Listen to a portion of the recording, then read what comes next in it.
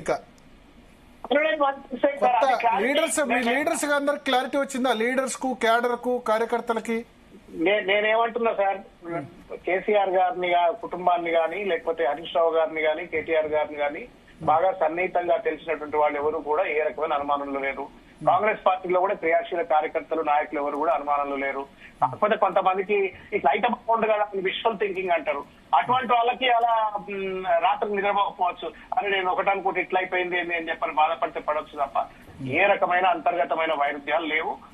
అనవసరమైనటువంటి చర్చకు దారితీసి కేసీఆర్ గారు ఉన్నారు ఇక్కడ, ఆయన మా అందరికంటే ఒక బలమైనటువంటి నాయకుడిగా ఇవాళ అక్కడ ఉన్నట్టు మానసికంగా, శారీరకంగా, తర్వాత సమాజానికి ఇంకా బలమైన సేవ చేయాలని చెప్పని, తెలంగాణలో ఇంకా బలంగా నిలబెట్టాలని ఒక బలమైన ఆకాంక్షతో ఒక నాయకుడు అక్కడ నిలబడిన తర్వాత ఈ చుట్టూ అనవసరమైనటువంటి ఒక చర్చలు పట్టుకొచ్చి పార్టీని బలహీనపరచాలనే కుట్రలు కొంతమంది చేస్తా ఉన్నారు.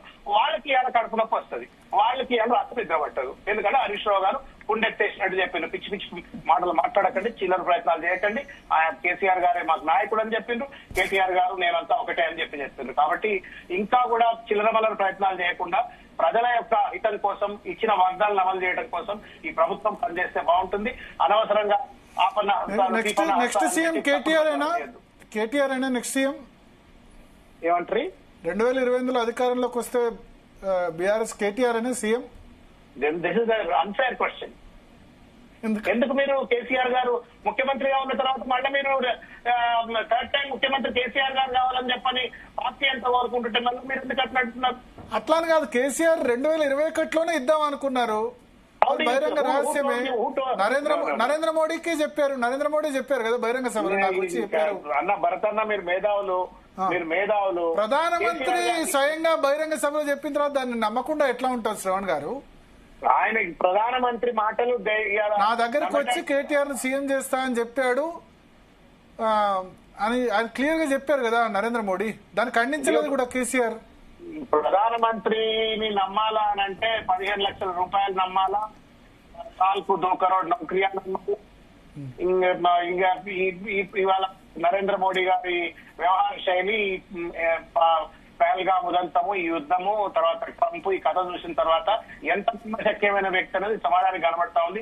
కాబట్టి నన్ను లోతుగా నరేంద్ర మోడీ గారి మీద నన్ను కమెంట్ చేయనీయకండి. ఎందుకంటే ఈ సందర్భంగా అయితే ఒకటి, ప్రతిపక్ష నేత గాని లేకపోతే పార్టీ అధ్యక్ష బాధ్యతలు ఏమైనా కేటీఆర్ కి ఇస్తారా? రాష్ట్ర అధ్యక్షులు, ఎందుకంటే బీఆర్ఎస్ ఇప్పుడు జాతీయ party. Sir, our leader is intact, our leader is very strong mentally, physically, determination wise to rebuild Telangana. ఈ 16 నెలల్లో మొత్తం ఆయన ఎంత కష్టపడి దాన్ని ఒక గాడిలో పెడితే దాన్ని అపగమనం చేసిండ్రు. రీబిల్డ్ చేయాలంటే వీ నీడ్ కేసీఆర్ అని చెప్పని పార్టీని పక్కన పెట్టండి, ప్రజలు కోరుకుంటున్నారు.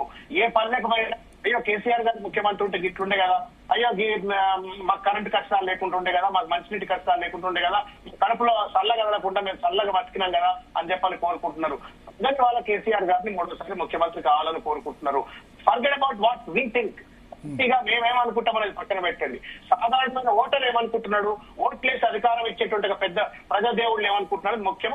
వాళ్ళ కేసీఆర్ గారు కావాలనుకుంటున్నారు. కాబట్టి why do we have to discuss about KTR garu కావచ్చు, ఇంకా ఎవరినైనా ఎందుకు చర్చలోకి తీసుకొచ్చే ప్రయత్నం చేస్తారు? జనరేషన్ చేంజ్ కదా, జనరేషన్ చేంజ్. కేసీఆర్ మార్గదర్శిగా ఉంటూ 80 ఏళ్లకు వచ్చిన నరేంద్ర మోడీ గురించి ఎందుకు చర్చ లేరండి? 80 కాదు, 74, 75. 75 కూడా రాలేదు ఇంకా, 74. ఆయన గడ్డ మీద అడిగితే 80 లెక్క కనబడుతుంది. 75 మీరు అన్నట్టు 75 వస్తే ఇప్పుడు మార్గదర్శక మండలి నిబంధన వర్తిస్తుంది. ఆర్ఎస్ఎస్ ఏం చేస్తుందో చూద్దాం, ఆర్ఎస్ఎస్ ఏం చేస్తావో చూద్దాం నరేంద్ర మోడీ విషయంలో, అది కూడా చూద్దాం. ఒకసారి ప్రధానమంత్రి కావచ్చు, 4వసారి తయారు కావచ్చు, కోసం దేశానికి అధ్యక్షుడు మొత్తం ప్రెసిడెన్షియల్. అంటే నరేంద్ర మోడీకి వారసుడు లేడు శ్రవణ్ గారు, నరేంద్ర మోడీకి వారసుడు లేరు. కేసీఆర్ కు కేటీఆర్ ఉన్నారు, ప్రూవ్ చేసుకున్నారు. అట్లా నేను అందుకని అంటున్నా సార్. ఈ end of the day when he steps down, ఆయన వారు గడ్డ దిగినప్పుడు కదా ఉండి కూడా మార్గదర్శకం చేయొచ్చు. ములాయం సింగ్ యాదవ్, అఖిలేష్ యాదవ్ కి ఇచ్చేశారు. ఏ వారసత్వం లేకున్నా నరేంద్ర మోడీ గారు 3వసారి ముఖ్యమంత్రి అయ్యారు. ఏ వారసత్వం లేకున్నా నరేంద్ర మోడీ గారు ముఖ్యమంత్రి అయ్యారు. కేసీఆర్ గారు తెలంగాణ పట్టుకొచ్చిండ్రు. 10 సంవత్సరాలు తెలంగాణ అభివృద్ధి చేసిన తర్వాత ప్రజలు మూడోసారి ముఖ్యమంత్రి కావాలని చెప్పని కోరుకుంటున్నారు. నేను నో డౌట్ కేసీఆర్ మళ్ళీ కేసీఆర్ రావాలి అన్న విషయంలో కొంత అభిప్రాయం ఉంది. కేసీఆర్ ముఖ్యమంత్రి కేసీఆర్ ఉన్నప్పుడు బాగుండే ఉంది, దాని అనలేదు. బట్ కేసీఆర్ కొంత విభిన్నంగా ఆలోచిస్తారు కదా. అప్పుడు 2021లో పీక్ లో ఆయన ఫుల్ ఫామ్ లో ఉన్నప్పుడు కరోనా సమయంలో లక్షలాది మంది ఆయన చూసినప్పుడే అప్పుడే అనుకున్నారు కేటీఆర్ చేయాలనుకున్నప్పుడు. ఇప్పుడైనా చేయొచ్చు కదా, అట్లా ఆలోచిస్తారు కదా అని నేనేమంటున్నా అంటే నీడ్ ఆఫ్ ద అవర్ అంటాం మనం. నీడ్ ఆఫ్ ద అవర్ అంటే ప్రతి ఒక్కో కాంటెక్స్ట్ లో ఒక్కో సందర్భాలలో ఒక్కో నాయకుడు అవసరం అవుతాడు. ఇవాళ తెలంగాణకు కేసీఆర్ యొక్క అవసరం ఉంది. మళ్ళా తెలంగాణను ఆయన ఏం మాయ చేసిండో, ఏం కష్టపడ్డాడో, ఎన్ని రకాలుగా ఇబ్బందులు పడ్డాడో తెలియదు. కానీ కరెంట్ పోకుండా చూసిండు, ఇంటింటికి తాగునీరు ఇచ్చిండు, ప్రతి ఎకరాకు సాగునీరు ఇచ్చిండు, ఎవరికి ఇబ్బంది పడకుండా పెన్షన్లు కావచ్చు, పథకాలు కావచ్చు, పారిశ్రామిక అభివృద్ధి కావచ్చు, స్వతుల్యమైన అభివృద్ధి సాధించడానికి ఆ మనిషి ఒక రోబోట్ లెక్క 24 గంటలు పనిచేసిండు. ఇవాళ అనుభవిస్తున్నటువంటి ఈ తెలంగాణను మళ్ళీ ఈ 16 నెలలో అయిపోయిన తెలంగాణను ఇంకా 2 ఏళ్ళ 3 ఏళ్ళ వీళ్ళు ఇట్లే అధికారం ఉంటే ఎంత అధోగతికి పాలవుతుందో. కానీ మళ్ళీ పట్ల మీద కేసీఆర్ కావాలా, విజన్ కావాలా, ఆ విజన్ కావాలా. This is what people are looking for. చర్చ పెట్టుకున్నాం. ఎందుకు పెట్టుకున్నాము అంటే పార్టీని బలహీనపరచాలని చెప్పని, పార్టీలో వైరుధ్యాలు ఉన్నాయని చెప్పని, పార్టీలో నాయకత్వ పోటీలు ఉన్నాయని చెప్పని ఒక చర్చ పట్టుకొస్తా ఉన్నారు. Which is very very uninformed sir. ఒక పెద్ద ఇప్పుడు అక్కడ ఉన్న తర్వాత ఆయన దశాదిశ నిర్దేశం చేస్తున్న తర్వాత అంత పెద్ద ఎత్తున నిలబడి దేశానికే దిశ స్థాయిలో ఆయన ఉన్న తర్వాత మనం ఈ చర్చ పట్టుకొస్తున్నామంటే ఇది కేవలం పార్టీని బలహీనపరిచే కుట్ర.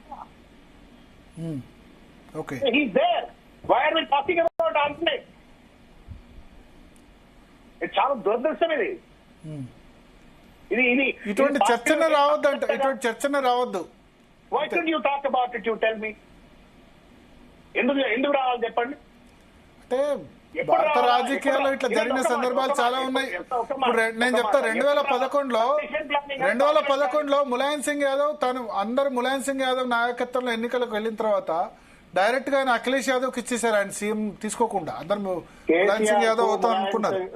సార్ మీరు మోకాలకు బోడిగుండుకు ముడి పెడతా ఉన్నారు. మీరు కేసీఆర్ కు ములాయం సింగ్ యాదవ్ కు జమీన్ ఆస్మాన్ ఫరక్.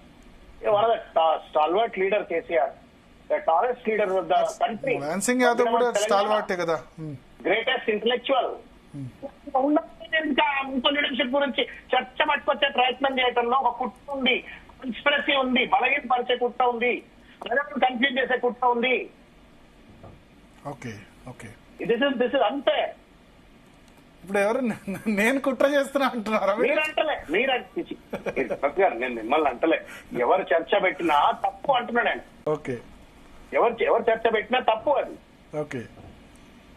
ఎవరు చర్చ పెట్టినా తప్పు అది. ఎందుకు? సో ఇప్పుడు ఇక ఇవాళతో రెట్టించిన ఉత్సాహంతో ఫైట్ చేస్తారా ఈ గవర్నమెంట్ మీద? ఆల్రెడీ మీరు హరీష్ రావు గారు, కేటీఆర్ గారు వాళ్ళిద్దరూ అస్త్రాలు సంధిస్తుంటే అసెంబ్లీలో మాట చెప్పలేక ఎట్లా బొక్కబోర్ల పడ్డారో ప్రభుత్వం చూసినాం. ఇన్క్లూడింగ్ 6 మంత్రివర్గ సభ్యులు కానీ, రేవంత్ రెడ్డి గారు కానీ ఎవరు సమాధానం చెప్పట్లేదు. అటు అసెంబ్లీలో కానీ క్షేత్రంలో కానీ కేటీఆర్ గారు, హరీష్ గారిని తట్టుకునే ప్రసక్తి లేదు. ఈ పోరాటం ఇట్లనే కొనసాగుతుంది. వాళ్ళ అవినీతిని ఎదుర్కొంటాము, వాళ్ళు ఇచ్చిన వాగ్దానాలు అమలు చేసే విధంగా ఒత్తిడి పెడతాం. కేసీఆర్ గారి యొక్క నాయకత్వంలో భవిష్యత్తులో మేము పార్టీ మెంబర్షిప్ ను చేసుకోబోతా ఉన్నాము, సంస్థాగత నిర్మాణం చేసుకోబోతా ఉన్నాము, పెద్ద ఎత్తున శిక్షణా కార్యక్రమాలు చేపడతా ఉన్నాము. ఈ సంవత్సర కాలం అంతా కూడా సిల్వర్ జూబ్లీ సెలబ్రేషన్స్ ఒక పీరియాడికల్ గా మొత్తం సంవత్సరం అంతా కూడా పార్టీకి సంబంధించిన కార్యకలాపాలన్నీ కూడా రాష్ట్ర వ్యాప్తంగా చేయబోతా ఉన్నాము. కాబట్టి ఇంకా ఒక బలమైనటువంటి ఒక శక్తిగా ప్రజల పక్షాన పోరాడేటువంటి ఒక పెద్ద శక్తిగా పార్టీ ముందుకెళ్తుంది. కేసీఆర్ గారు, I'm very very confident. End of the day the collective wisdom is greater than individual. ప్రజలు ఇవాళ కేసీఆర్ గారిని మళ్ళా కోరుకుంటున్నారు కాబట్టి వారు తప్పనిసరిగా 3వసారి మళ్ళా ముఖ్యమంత్రి అవుతారు.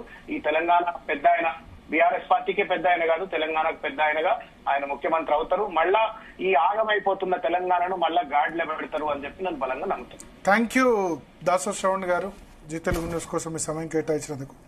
సో స్పందన, మళ్ళొకసారి రీట్రేట్ చేస్తున్నాను, ప్రతి బీఆర్ఎస్ కార్యకర్తకు ఇవాళ ఒక క్లారిటీ వచ్చేసింది. ఎందుకంటే ఏ 3-4 బీఆర్ఎస్ కార్యకర్తలు కలిసినా ఇదే చర్చ ఉంటుంది. ఇప్పుడు ఈ చర్చ ఇప్పుడు కాదు, 10 ఏళ్ల నుంచి ఇదే నడుస్తుంది చర్చ. 2014లో బీఆర్ఎస్ అధికారంలోకి వచ్చినప్పటి నుంచి కొద్ది కాలం స్టాప్ అయింది, మళ్ళీ స్టార్ట్ అయింది. కేటీఆర్ డైరెక్షన్ లో హరీష్ పవర్ రావు లక్ పోయిన తర్వాత సో వాళ్ళందరూ కూడా ఒక క్లారిటీ వచ్చేసి కేటీఆర్ లీడర్షిప్ ఇందులో హరీష్ రావు ఆ విధంగా స్టేట్మెంట్ ఇవ్వడం నిజంగా ఎందుకంటే ఎవరి పొలిటికల్ అంబిషన్స్ వాళ్ళకు ఉంటాయి. కవితకు అంబిషన్స్ ఉంటాయి, కేటీఆర్కు ఉంటాయి, హరీష్ రావుకు ఉంటాయి. ఆ విధంగా ఓపెన్ గా స్టేట్మెంట్ ఇవ్వడం అనేది బోల్డ్. రెండోది ఓపెన్ గా హరీష్ రావు స్టేట్మెంట్ ఇచ్చే విధంగా కేటీఆర్ కూడా ఆ కేపబిలిటీస్ ఉన్నాయనుకోవచ్చు కదా. ఇప్పుడు ఒకటేముంటుందంటే తండ్రి చాటు బిడ్డనో లేకపోతే ఆ విధంగా కాకుండా సొంతంగా ఆయన ప్రూవ్ చేసుకున్నారు.